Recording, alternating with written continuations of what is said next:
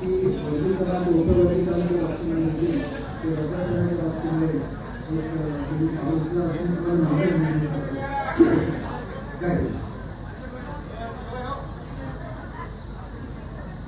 हिंदवी स्वराज्याचे संस्थापक छत्रपती शिवरायांना मनाचा मुजरा करतो.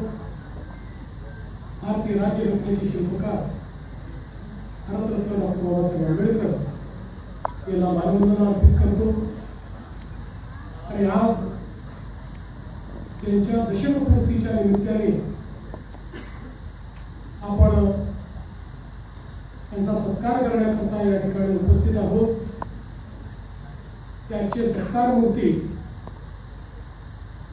देशाच्या आणि महाराष्ट्राच्या राजकारणातलं एक दिलखुलास व्यक्तिमत्व म्हणून यांच्याकडे पाहिलं जातं. ते केंद्रीय मंत्री माननीय रामदासजी आठवले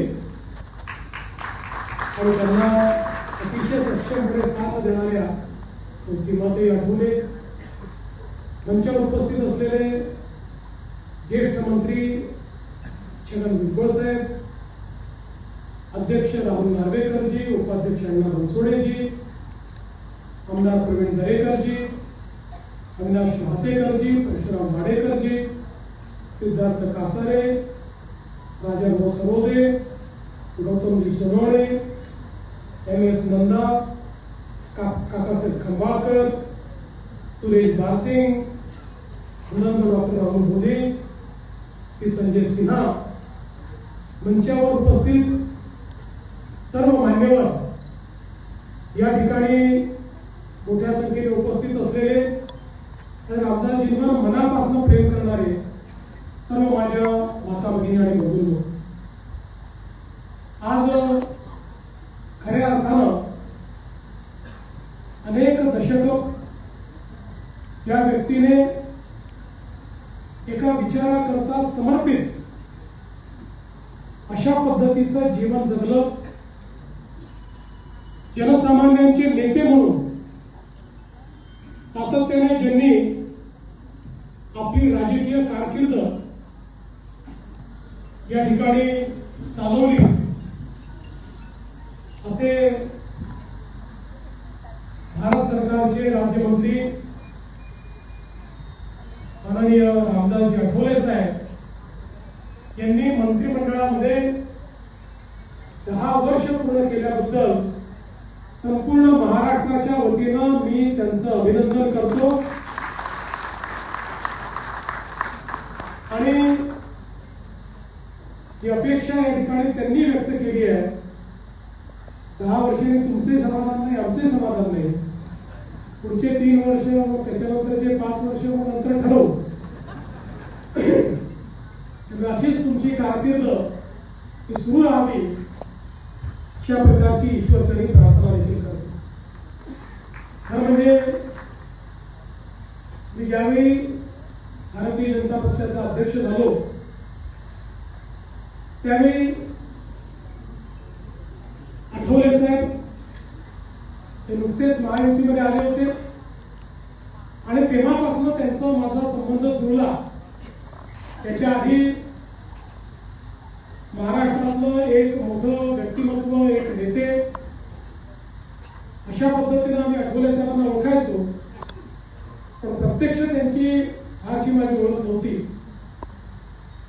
पण त्या काळामध्ये ओळख झाली. नंतर मला मुंडे साहेबांनी सांगितलं की आपल्याला आठवले साहेबांना राज्यसभेवर पाठवायचं आहे.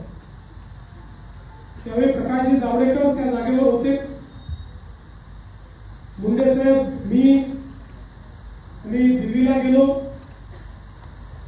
दिल्लीमध्ये भाजपचे जे सर्व नेते होते, राजनाथ सिंगजी असतील, व्यंकय्या नायडूजी असतील, रवाळीजी असतील, अशा सर्व नेत्यांना आम्ही भेटलो आणि आम्ही सांगितलं की आठवले साहेबांसारखं एक मोठं नेतृत्व हे आज आपल्या महायुतीत आलंय आणि निश्चितपणे त्यांना आपण राज्यसभेवर पाठवलं पाहिजे. त्यांच्या राज्यसभेवर जाण्याने महाराष्ट्रात एक मोठा परिणाम होईल.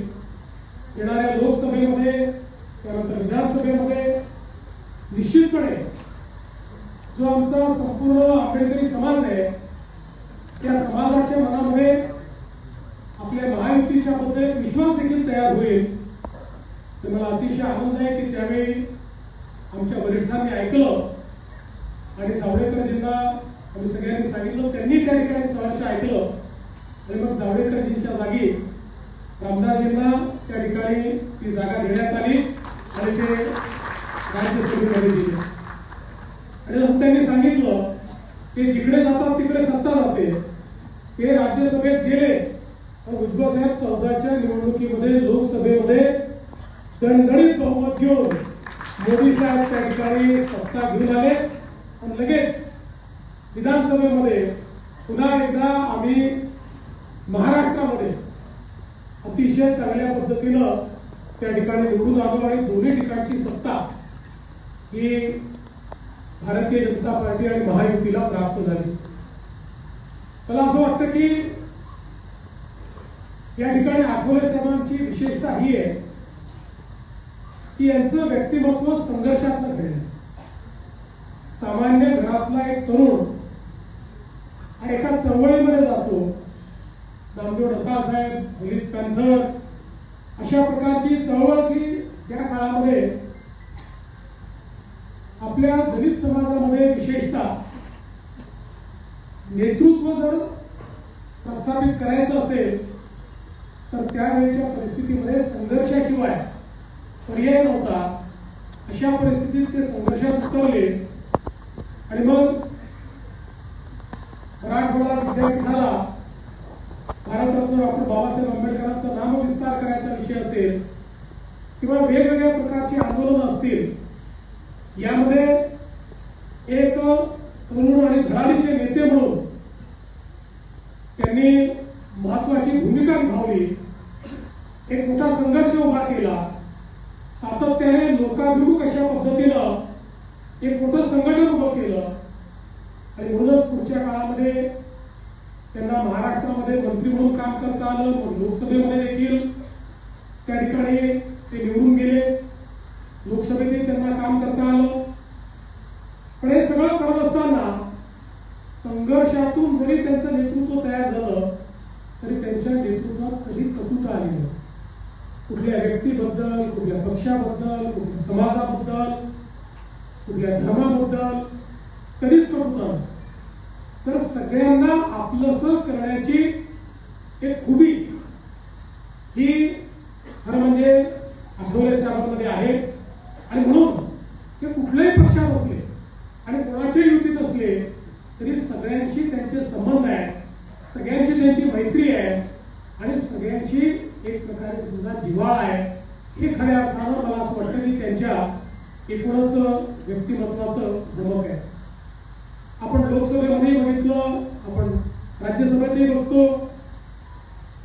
आठवले साहेब हे भाषणाला उभे राहिले की त्या ठिकाणी प्रधानमंत्री असो की विरोधी पक्ष नेता असो सगळे त्यांचं भाषण अतिशय मनापासून ऐकतात.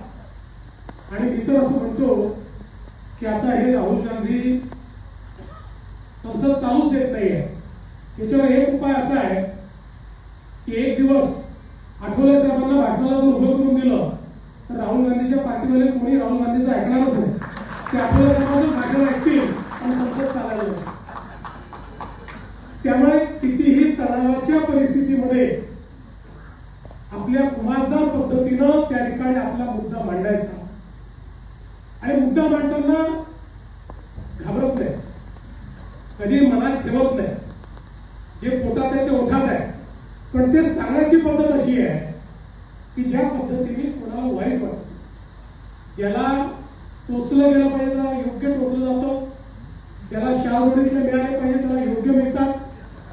पण कोणाच्याही मनामध्ये दुःख निर्माण होत नाही, कोणालाही अपमानित वाटत नाही.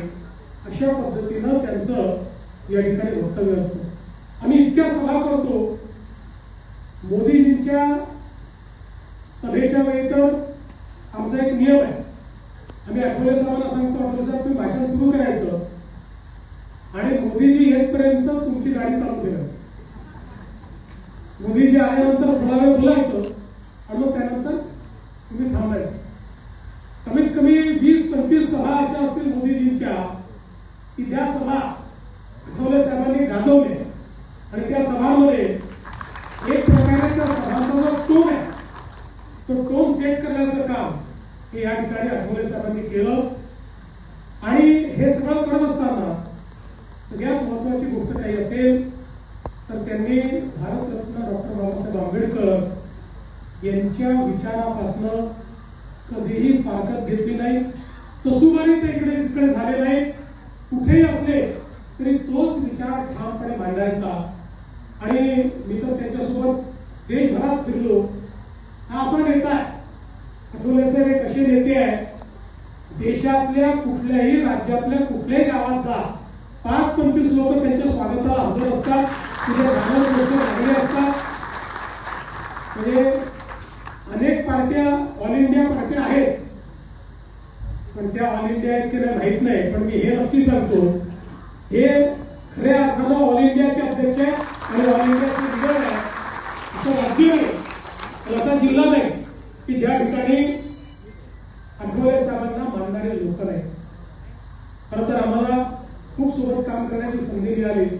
आजही मला आठवतं तरी लोकांनी सांगितलं की आम्ही ज्यावेळेस मोदी साहेबांना सांगितलं की ज्या भारतरत्न डॉक्टर बाबासाहेब आंबेडकरांनी भारताला संविधान दिलं, त्यांनी सगळ्यांना जगण्याचा अधिकार दिला, त्यांनी भारताच्या प्रगतीचा मार्ग मोकळा केला, त्यांच्या स्मारकाकरता इतके वर्ष आंदोलन चाललंय, पण राज्यकर्ते सुईच्या टोका एवढी जमीन देखील द्यायला तयार नाहीत. ही किती मोठी शोकांतिका आहे. मला अतिशय आनंद आहे मोदी साहेबांनी त्या ठिकाणी तात्काळ ती जागा दिली आणि आपण तिथलं काम सुरू केलं. आता जवळपास पूर्ण काम आमचं संपत आलेलं आहे. आता फक्त जो अतिशय भव्य असा पुतळा तयार करायचा आहे त्याचं काम बाकी आहे. दुर्दैवाने राम सुतार साहेब यांचं निधन झालं, त्यामुळे त्या कामामध्ये काही अडथळे निर्माण झाले. पण अनिल सुतार त्यांचे सूत्र हे त्याच्यावर काम करतायत. त्यांच्या समोर काही अडचणी आहेत, त्या अडचणी सोडवण्याचा आमचा प्रयत्न आहे. कारण आम्हाला आता बाकी सगळं तयार, पण जोपर्यंत तो भव्य पुतळा लागत नाही तोपर्यंत त्या स्मारकाचं लोकार्पण करता येत नाही. म्हणून आता लवकरात लवकर ते काम पूर्ण करण्याचा प्रयत्न आम्ही करणार आहोत. आणि मला अतिशय आनंद आहे की इतक्या वर्षाचा संघर्ष झाल्यानंतर खऱ्या अर्थानं माननीय मोदीजींच्या नेतृत्वात महाराष्ट्र सरकारने आमच्या आठवले साहेबांच्या सहकार्याने या ठिकाणी एक अतिशय चांगलं भव्य आंतरराष्ट्रीय अशा प्रकारचं स्मारक, त्या महामानवाने या भारताला संविधान दिलं, त्या महामानवाने भारताला महासत्ता करण्याचा मार्ग मोकळा केला, त्या महामानवाचं स्मारक करण्याची संधी आम्हाला मिळाली. ती खरोखर आमच्याकडे एवढंच नाही तर आमच्या भुजबळ साहेबांमुळे आमच्या कोयासार विद्यापीठामध्ये आम्हाला त्या ठिकाणी आठवले साहेब आणि आम्हाला भारतरत्न डॉक्टर बाबासाहेब आंबेडकरांचा पुतळा लावण्याची संधी मिळाली. म्हणून करार आमच्या भुजबळ साहेबांनी त्या जपानशी केला होता आणि त्या कराराच्या अंतर्गत त्या ठिकाणी आपण तो पुतळा दिला. आणि आज मला अतिशय आनंद आहे की जपानच्या कोयासार विद्यापीठामध्ये एक भव्य पुतळा भारतरत्न डॉक्टर बाबासाहेब आंबेडकरांचा आहे. आणि त्या पुतळ्याच्या तिथे आठवले साहेबांचं माझे नाव लिहिलेलं आहे. म्हणजे बाबासाहेबांमुळे आम्ही जागतिक कीर्तीचे झालो आणि जपानपर्यंत पोहोचलो. ही बाबासाहेबांची खऱ्या अर्थानं त्या ठिकाणी महती आहे. लंडनच्या घराच्या संदर्भात देखील खरं म्हणजे ते घर वारंवार लिलावाखाली चाललं होतं. तत्कालीन काँग्रेस सरकारच्या पुढे तो प्रस्ताव आला. त्यांनी फाईलवर चक्क लिहून टाकलं की विदेशात आपल्याला संपत्ती घेता येणार नाही आणि फाईल बंद करून टाकली. पण मी मुख्यमंत्री झालो, आठवले साहेबांनी आम्ही हा निर्णय घेतला की आपल्याला कसंही करून ते वाचवलं पाहिजे. आम्ही मोदी साहेबांकडे गेलो, त्यांना सांगितलं की तुम्ही त्या ठिकाणी जे आपला दूतावास आहे त्याला तुम्ही सांगा, आम्ही त्यांच्याशी संपर्क करतो, पैसे राज्य सरकार देईल, त्यांनी फक्त विकत घेण्याची प्रोसेस आम्हाला करून द्यावी. आणि त्यानंतर आम्ही ऑफर दिली. खरं म्हणजे त्यांना जास्त ऑफर मिळत होती. मग जाऊन समजवलं, आमचे मंत्री गेले, मी स्वतः बोललो आणि फायनली या घरामध्ये राहून भारतरत्न डॉक्टर बाबासाहेब आंबेडकरांनी लंडन स्कूल ऑफ इकॉनॉमिक्स मध्ये अतिशय महत्वाचा अशा प्रकारचा अध्याय दिला की ज्याच्यामुळे डॉक्टरेट तर मिळालीच, पण त्यासोबत एक मोठे अर्थतज्ञ म्हणून त्यांना त्या ठिकाणी जागतिक ख्याती मिळाली. ते घर आपण शेवटी विकत घेतलं. त्याही नंतर त्याची एक मोठी लढाई चालली, कारण त्या सिटी काउन्सिलनी तिथे एक पिटिशन टाकली आणि त्या पिटिशन मध्ये सांगितलं की हे घर रेसिडेन्शियल एरियात आहे आणि महाराष्ट्र सरकार त्या ठिकाणी डॉक्टर बाबासाहेब आंबेडकरांचं संग्रहालय करत आहे. ते संग्रहालय करता येणार नाही आणि म्हणून हे सील करा. त्याही बाबतीत पुन्हा आपण तिथला बेस्ट लॉ फॉर्म लावला. त्या ठिकाणी आपण कोर्टामध्ये लढलो आणि शेवटी कोर्टाने आपल्या बाजूने निर्णय दिला आणि एक खास बाब म्हणून भारतरत्न डॉक्टर बाबासाहेब आंबेडकरांचं जे घर आहे तिथे संग्रहालयच राहील अशा पद्धतीचा निर्णय मिळाला. हा उत्तम संग्रहालय त्या ठिकाणी आहे. आपण पाहू शकतो मोदीजींच्या नेतृत्वामध्ये मऊ सारखी जन्मभूमी असेल, दीक्षाभूमी सारखी खऱ्या अर्थानं धम्मभूमी असेल किंवा दिल्लीला अलीपूर रोड असेल किंवा आज तयार झालेलं जे स्मारक भारतरत्न डॉक्टर बाबासाहेब आंबेडकरांचं ते स्मारक असेल, या प्रत्येक वास्तूला एक मोठा इतिहास आहे. दुर्दैवाने वर्षानुवर्ष भारतरत्न डॉक्टर बाबासाहेब आंबेडकरांचं नाव घेऊन ज्यांनी राजकारण केलं त्यांनी मतापुरतं तर वापरलं, पण हा इतिहास याचं संवर्धन याचं संगोपन करण्यास मात्र नकार दिला. आज त्या सगळ्या गोष्टी मोदीजींच्या नेतृत्वात ज्या मंत्रिमंडळामध्ये आठवले साहेब आहेत आणि आपलं जे सरकार आहे जे आठवले साहेबांच्या सोबत युतीमध्ये आहे त्या सरकारने या सगळ्या गोष्टी करून दाखवल्या. आणि म्हणून मला निश्चितपणे या ठिकाणी सांगायचं आहे की आज आठवले साहेब महायुतीत आले तर महायुतीला देखील दिशा देण्याचं काम त्यांनी केलं. महायुतीला देखील भारतरत्न डॉक्टर बाबासाहेब आंबेडकरांच्या विचाराशी जोडण्याचं काम हे त्यांनी केलं आहे. आणि आम्ही तर पहिल्या दिवशीपासून हे मानणाऱ्यापैकी आहोत की या भारताला जर आपल्याला जगातला उत्तम देश करायचा असेल तर तिकडे जाण्याचं उपकरण केवळ आणि केवळ भारताचं संविधान आहे. हे भारतरत्न डॉक्टर बाबासाहेब आंबेडकरांनी दिले आहे. आज खऱ्या अर्थानं या संपूर्ण वाटचालीमध्ये आठवले साहेबांनी ज्या प्रकारे अनेक लोकांचा एक परिवार तयार केला, प्रत्येकाची काळजी ते घेतात. छोट्यातल्या छोट्या व्यक्तीकरता मला त्यांचा फोन असतो, त्याचं छोटंसं काम जरा करून टाका, याला थोडी मदत करा. छोट्यातल्या छोट्या व्यक्तीकरता देखील त्यांची पत्र येत असतात, त्या पत्राचा पाठपुरावा ते करत असतात. त्यामुळे आपल्या कुटुंबाची काळजी घेणार आहे. आणि कुटुंब म्हणजे केवळ बहिणी किंवा मुलं किंवा असा परिवार नाही, तर हे संपूर्ण त्यांचं जे कुटुंब आहे, रिपब्लिकन पार्टीचं कुटुंब आहे, त्या कुटुंबाची काळजी घेण्याचा प्रयत्न इथे सातत्याने करताना आपल्याला पाहायला मिळतात. आणि म्हणूनच मला असं वाटतं की एक अतिशय समर्पित अशा प्रकारचं जे नेतृत्व आहे त्या नेतृत्वाच्या दशकपूर्तीचा हा सत्कार आज या ठिकाणी करण्याची संधी आम्हाला सगळ्यांना मिळाली. मला असं वाटतं की अतिशय आमच्या सगळ्यांचे मनामध्ये आनंद आहे. आता अर्थातच मला भाषणाचा समारोप करायचा आहे आणि कवितेच्या शिवाय मी कसा समारोप करू? आठवले साहेबांचा सत्कारच होणार नाही, त्यामुळे मी पण कविता लिहिली. मला एकदा कोणीतरी विचारलं, माझा इंटरव्ह्यू तुम्ही बघू शकता, की म्हणाले आम्हाला कळलं तुम्ही कवी आहे, कवी म्हणा, कविता म्हणा, कशा म्हणता. मी सांगितलं हो मी कवी आहे, पण मी आठवले कुळाचा कवी आहे. त्यांच्यासारख्या कविता मी करतो. त्यामुळे मी एक आठवले साहेबांच्या करता एक छोटीशी कविता लिहिली आहे, तिचं वाचन करून मी माझं बोलणं संपवणार आहे. आठवले साहेब आजची उत्सव मूर्ती, आठवले साहेब आजची उत्सव मूर्ती, साजरी करूया त्यांची दशकपूर्ती. संघर्षातून तयार झाले त्यांचे नेतृत्व, संघर्षातून तयार झाले त्यांचे नेतृत्व मोदी सरकारमध्ये दिसते त्यांचे कर्तृत्व.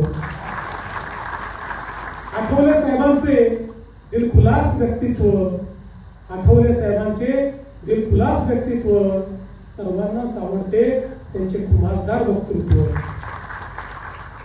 कोणत्याही संकटात ते दिसतात स्थितप्रज्ञ, कोणत्याही संकटात ते दिसतात स्थितप्रज्ञ. पण साहेब आमचे राजकीय हवामान तज्ञ. आपल्याला माहिती आहे ना, राजकीय हवामान त्यांच्याजवळ कोणालाच कळत नाही. त्यामुळे कोणत्याही संकटात ते दिसतात स्थितप्रज्ञ, पण साहेब आमचे राजकीय हवामान तज्ञ. ज्यांनी दिल्लीमध्ये सामान फेकले साहेबांनी त्यांच्या सत्तेचे गाठोडेच बांधले. ज्यांनी दिल्लीमध्ये त्यांचे सामान फेकले साहेबांनी त्यांच्या सत्तेचे गाठोडेच त्या ठिकाणी बांधले. आणि आठवले साहेब म्हणजे दिलदार मित्र, आठवले साहेब म्हणजे दिलदार मित्र, दोस्तीचे आणि प्रेमाचे पसरवतात इत्र. भगवान बुद्धांचे खरे अनुयायी बाबासाहेबांचे शिष्य, भगवान बुद्धांचे खरे अनुयायी बाबासाहेबांचे सच्चे शिष्य, म्हणूनच त्यांचे उज्ज्वल आहे भविष्य. भविष्यात पुऱ्या होत सर्वच इच्छा. आठवले साहेब भविष्यात पूर्ण हो तुमच्या सर्वच इच्छा आणि जन्मभर तुमची साथ हो हीच सदिच्छा. धन्यवाद. जय हिंद, जय भीम, जय महाराष्ट्र.